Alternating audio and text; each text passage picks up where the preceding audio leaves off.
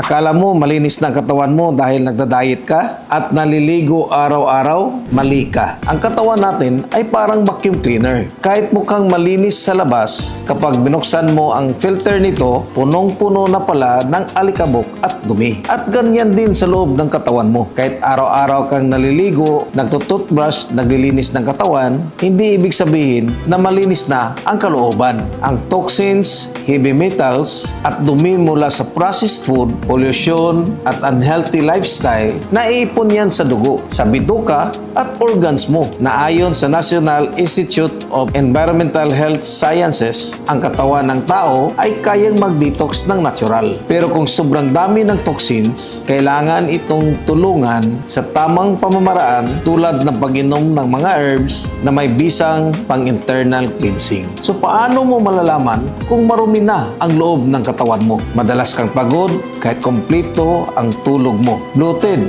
mahirap dumumi kahit na marami kang kinakain. Madalas kang magka-acne, rashes, or allergies. May bad breath or body odor kahit nagtututbrush ka naman. Pabalik-balik din yung sipon, ubo, at sakit mo kahit hindi ka naman lagi exposed sa virus. Kung hindi mo nilinisan ang vacuum filter, lalong bumabara at hindi na ito gumagana ng maayos. Ganyan din ang katawan mo. Kapag hindi mo ito nilinis mula sa loob, unti-unti kang manghihina at magkasakit. Kailan mo huling nilinis ang katawan mo? Comment, time to detox sa baba. Ito ang inyong friendly doctor from Trento, Doc Allen po.